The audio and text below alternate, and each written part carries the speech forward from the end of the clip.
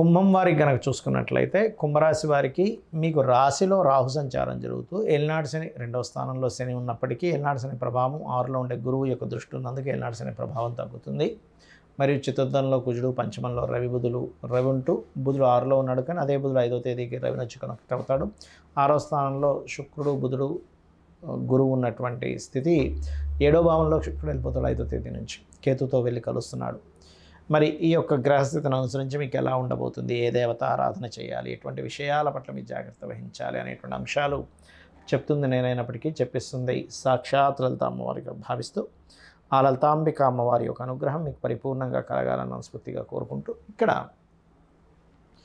ఎప్పుడైతే మీకు ఈ గ్రహాలు అంటే రాశిలో రాహు ఉంటున్నాడో, సప్తమంలో కేతువు, శుక్రుడు కనెక్ట్ అవుతున్నారు, వివాహ సంబంధించినటువంటి విషయాలు ఈ నెల అంత అనుకూలంగా లేవు. ఎందుకంటే 6వ స్థానంలో ఉంటున్నాడు ముందుగా శుక్రుడు. వివాహ కారకుడు 6లో ఉండడం మంచిది కాదు, కేతుతో కలవడం కూడా మంచిది. కాబట్టి ఈ నెల వీలైనంత మటుకు అవాయిడ్ చేయడం మంచిది. అసలు నన్ను అడిగితే 2 నెలల వరకు అవాయిడ్ చేయడమే మంచిది. ఎందుకంటే ఈ కేతు ఒకటి సప్తమంలో ఇంకో 2-3 నెలలు ఉంటాడు ఈజీగా, నవంబర్ 25 వరకు. అలాగే దాని తర్వాత శుక్రుడు నీచంలోకి వెళ్తాడు మళ్ళీ నెక్స్ట్ మంత్. దాని తర్వాత ఓన్ హౌస్లోకి వస్తాడు, అప్పుడు కొంచెం మంచిది. కాబట్టి 2 నెలల వరకు అటువంటి జోలికి వెళ్ళకపోవడమే మంచిదని చెప్తా. అదేవిధంగా ధనాభివృద్ధి అయితే పెరుగుతుంది, కాకపోతే ఊహలు, అపోహలు ఏదో జరుగుతుందేమో అనేటువంటివి కొంచెం పెరుగుతూ ఉంటాయి రాహు రాశిలో ఉన్నందుకు. అలాగే మరొక విషయం ఏంటంటే చతుర్థంలో కుజుడుంటూ, చతుర్థ భావాధిపతి, చతుర్థంలో ఉండేటువంటి గ్రహాలు చతుర్థంలో కుజుడు ఉన్నందుకు కొంచెం మీరు ఏదైనా ఒక ప్రాపర్టీ తీసుకునేటప్పుడు కొంచెం చూసుకొని తీసుకోండి. ఎందుకంటే అక్కడ సౌత్ దోషం ఉండడం, లేకపోతే ముఖ్యంగా అంటే సౌత్ పెరగడం కానీ, సౌత్లో బ్లూ కలర్స్ ఉండడం కానీ, వీటి వల్ల కూడా అది కొంచెం ఈ భూములు తీసుకునే విషయంలో అనవసరమైన ఘర్షణ వాతావరణం ఇస్తూ ఉంటుంది. మరియు అదేవిధంగా సంతానం కోసం చేసే ప్రయత్నం మాత్రం ఫలిస్తుంది, ఉద్యోగ ప్రయత్నాలు కూడా ఫలిస్తాయి. కాకపోతే ఈ నెల వీలైనంత మట్టుకు వివాహ సంబంధించిన, పార్ట్నర్షిప్ సంబంధించినటువంటి విషయాలకి దూరంగా ఉండడమే మంచిది. మరియు కొద్దిగా మీ యొక్క జీవిత భాగస్వామి యొక్క వృత్తి సంబంధించిన విషయంలో కూడా మార్పులు కనబడుతున్నాయి. దశమాధిపతి వచ్చి ఎప్పుడైతే చతుర్థాధిపతి వచ్చి కేతువులో అంటే మీ సప్తమ స్థానాత్ లగ్నం నుంచి చతుర్థాధిపతి సప్తమ స్థానాత్ దశమ అవుతుంది. కాబట్టి అక్కడ కుజుడు ఉండడము, దానివల్ల ఏంటంటే ఉద్యోగంలో కాస్త ఎక్కువ ప్రెజర్ ఉండడము జీవిత భాగస్వామికి. వివాహ నిర్ణయాల విషయంలో కొంచెం జాగ్రత్త తీసుకోవాలి. మరియు అదేవిధంగా సామాజిక సంబంధించిన విషయంలో సమాజంలో జరిగే కొన్ని విషయాలకు మీరు స్పందించే ఏవైతే ఉంటాయో ఒక స్పందన సంబంధించినటువంటి విషయంలో కొన్ని రాంగ్ స్టెప్స్ పడనుంది. ఇక మీరు నిత్యము చేయవలసిన దేవతారాధన ముఖ్యంగా గమనించినట్లయితే సూర్య ఆరాధన, విష్ణు సహస్రనామాల యొక్క శ్రవణము లేదా పఠనం చేయడం మంచిది. జ్యోతిష్శాస్త్రంలో గ్రహాలు ఒక్కొక్క గ్రహానికి ఒక్కొక్క పోర్ట్ఫోలియో ఉంటుంది, ఒక్కొక్క తత్వం ఉంటుంది.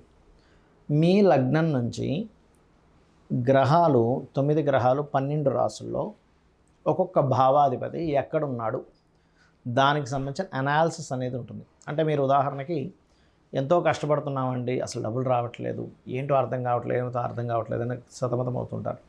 మీరు ఉండవలసినటువంటి మీ జాతక చక్రంలో ఏదైతే వేటి మూలంగా ధనయోగం ఉందో ఆ యొక్క ధనయోగ సంబంధించిన ప్రయత్నం చేయకుండా మీరు ఇంకో ఎన్ని మార్గాల్లో ప్రయత్నం చేసినా ఉండదు. ఎందుకంటే ఉదాహరణకి తూర్పుకు వెళ్తే పలానా దేశం వస్తుంది, లేదా పలానా ప్లేస్లోకి వెళ్తాము. తూర్పు వదిలిపెట్టేసి తూర్పు అనే వైపే వెళ్లకుండా మీరు పడమర వైపు ప్రయాణం చేస్తున్నారు.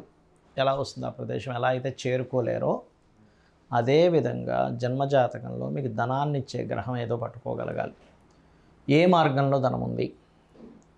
మిమ్మల్ని మీరు ప్రమోట్ చేసుకోవడం ద్వారా, ఇప్పుడు సినిమా యాక్టర్స్ ఉంటారు, మిమ్మల్ని మీరు ప్రమోట్ చేసుకోవడం ద్వారా ధనయోగం అన్నమాట అది. అలా కాకుండా కొంతమంది చిట్ ఫండ్స్ నడుపుతూ ఉంటారు, లేదా కుటుంబ సభ్యులు అందరూ కలిసి చేసేటువంటి పనులు కొన్ని ఉంటాయి.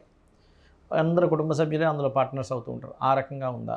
లేకపోతే ఫుడ్ రిలేటెడ్ అంటే చంద్రుడు ఇస్తున్నాడు మీకు ధనయోగాన్ని, అప్పుడు ఫుడ్. చంద్రుడు శుక్రుడు కలిసి వస్తున్నారు, అప్పుడు ట్రాన్స్పోర్టేషన్. అంటే ఒక క్యాబ్ నడుపుతున్నామా, లేకపోతే 4 కార్లు కొనుక్కొని ట్రావెలింగ్ పెట్టామా, లేకపోతే ఒక బస్సు పెట్టామా. ఆ బస్సులో కూడా కొంతమంది ఏంటి, మేము పర్టికులర్గా ఈ పుణ్యక్షేత్రాలకు అది బస్సు పెడుతుంటామండి అంటారు. అలాంటి వారికి శుక్రుడు, గురువు, కేతు కనెక్టివిటీస్ కూడా ఉంటాయి. అంటే ఇక్కడ ఏంటి, ఒక్కొక్క గ్రహానికి ఒక్కొక్క కారకత్వం ఉంది. ఆ కారకత్వం బట్టి మీకు ధనాన్ని ఇస్తుంది. ఆ యోగం ఉంది మీకు. పలానా బ్యాంకులో అకౌంట్ ఉన్నప్పుడు, పలానా చెక్ బుక్ ఉన్నప్పుడు ఆ చెక్ బుక్ ఆ బ్యాంకులోనే ఎలా చెల్లుతుందో, మీకున్నటువంటి యోగము వలన ఎందులో అయితే యోగం ఉందో అందులోనే వస్తుంది. మరి మీరు అనొచ్చు ఏమండి, కొంతమందికి రకరకాల మార్గాల్లో వస్తుంది అంటే మల్టిపుల్ ధనయోగ అంటారు దాన్ని.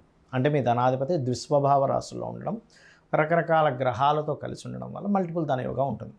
కొంతమందికి 1-2 వాటిలోనే డబ్బులు వస్తాయి. కొంతమందికి ఒక 50 సక్సెస్ అయినా 51 దగ్గర ఇబ్బంది పడతారు. ఎందుకంటే ఆ మాటి మూలంగా ధనయోగం లేదు. మరియు ఆ సమయంలో పర్టికులర్గా ఆ యొక్క వ్యాపారాలు చేయడం మూలంగా వాళ్ళకి ధనహీనత యోగం ఏర్పడింది. దానివల్ల ఇబ్బంది పడడం ఇవన్నీ కూడా ఉంటాయి.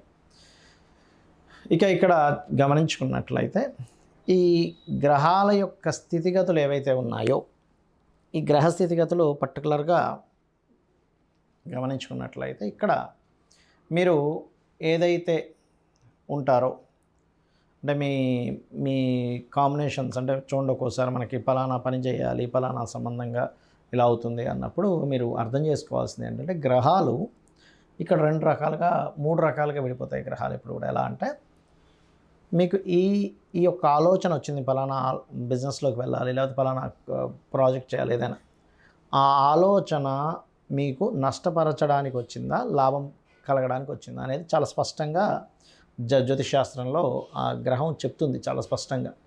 అంటే చిన్న ఎగ్జాంపుల్ చెప్తా చూడండి. ఒక వ్యక్తి ట్రాన్స్పోర్టేషన్ పెడదాం అనుకున్నాడు. శుక్రుడు అంతర్దశ, శుక్రుడు మహాదశ. అవునండి, శుక్రుడు కాబట్టి వాహనాలు కాబట్టి నాకు ఆలోచన వచ్చింది, నేను సక్సెస్ అయిపోతానా? కాదు. ఆ శుక్రుడు ఎలా ఉన్నాడు కండిషన్, శుక్రుడి యొక్క కండిషన్ బాగుందనుకోండి, నిజంగానే మీకు అందులో లక్షలు కోట్లు సంపాదిస్తారు. అదే శుక్రుడు కండిషన్ బాగోకపోతే ఆలోచన ఇస్తాడు కానీ నష్టాన్ని ఇస్తాడు. ఇది పట్టుకోగలగాలి. ఎలా అంటే మనకు ఒక ఫ్రెండ్ ఎవరో పరిచయం అయ్యారు. పరిచయం అయినప్పుడు అబ్బా పలానా వ్యక్తి పరిచయం అయ్యాడండి, ఆయన చాలా పెద్ద బిజినెస్ మ్యాన్, అది ఇది అనుకుంటున్నాం. ఆయన దానిలో షేర్ కూడా కలవమంటున్నాడు. కానీ ఆయన ఆలోచన ఏంటి, మిమ్మల్ని షేర్ కలుపుకొని మిమ్మల్ని ముంచాలని ఆయన ఆలోచన. అతని ఇంటెన్షన్ అది అయినప్పుడు మీరు వెళ్ళడం వల్ల ఏంటి, నష్టం వస్తుందా లాభం వస్తుందా? నష్టమే కలుగుతుంది. ఎందుకంటే తీసేసుకొని తర్వాత అది నష్టం వచ్చింది, నష్టం వచ్చిందని మిమ్మల్ని ఇబ్బంది పెడతాడు. అలా మీకు నడిచేటువంటి మహాదశలు, అంతర్దశలు, గోచారం అంటే ఎంతసేపు వెళ్ళాల్సిన ఒకటే కాదు, ప్రతి గ్రహము అంటే నవగ్రహాల్లో ప్రతి గ్రహము యొక్క కదలిక ఈ గోచారాన్ని రూల్ చేస్తూ ఉంటుంది. అంటే ఇప్పుడు మనం చెప్పుకుంటున్నాం, మేషం నుంచి ఈ గ్రహాలు ఇక్కడ ఉన్నాయి, వృషభం నుంచి ఈ గ్రహాలు ఇక్కడ ఉన్నాయి. ఆ గ్రహం యొక్క ఎనర్జీ ఎలా ఉంది, ఆ ఎనర్జీ వల్ల మీకు ఎటువంటి ఫలితాలు వస్తున్నాయి అనేటువంటిది గోచారం రూల్ చేస్తూ ఉంటుంది. గోచారం మీకు చూపిస్తూ ఉంటుంది. అందుకే మనం ఈ గోచార ఫలితాలు చెప్పుకుంటున్నాం. అంటే కాలము ఇలా ఉంది, ఇలా కాలం ఉంది కాబట్టి నువ్వు ఇలా ముందుకు వెళ్తూ ఉండు. కాలంలో ఇలా ఉన్నాయి పరిస్థితులు, నీకు ధనపరంగా ఇలా ఉన్నాయి, కుటుంబపరంగా ఇలా ఉంది, గృహపరంగా ఇలా ఉంది, ఉద్యోగపరంగా ఇలా ఉంది అనేటువంటి చెప్పేదే గోచార ఫలితాలు. అయితే మీ పర్సనల్ చార్ట్లో ఉండేటువంటి స్ట్రెంగ్త్ చాలా ముఖ్యం గోచారం కంటే కూడా. అది గనక చాలా బాగుంటాయి కనుక గోచారంలో జరిగేటువంటి కొంత ఇబ్బందికరమైనటువంటి ఫలితాలు ఏవైతే ఉంటాయో అవి చాలా మటుకు తగ్గిపోతాయి.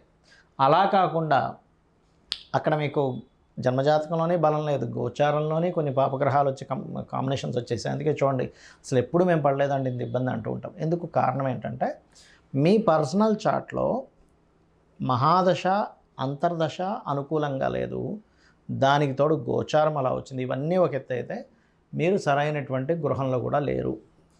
మీరు ఉండవలసిన గృహంలో ఉండకుండా, అంటే మీకు సరిపోయే డైరెక్షన్లో ఉండకుండా దోషమున్న ఇంట్లో ఉంటే మళ్ళీ అక్కడ కూడా సేమ్ ఇవే నవగ్రహాలు అష్టదిక్కుల్లో ఉంటాయి కాబట్టి అది మళ్ళీ ఇంకొక దోషం ఎక్కువ అవుతూ ఉంటుంది. కాబట్టి ఇది చాలా క్లియర్గా మీరు ఇల్లు చెక్ చేసుకొని, మీరు ఇవన్నీ నాకు తెలియవండి, నాకు డేట్ ఆఫ్ బర్త్ లేదు, నాకు వాస్తు తెలియదు, నాకు అంత చూపించుకునే స్తోమత కూడా లేదంటే చాలా సింపుల్ టెక్నిక్.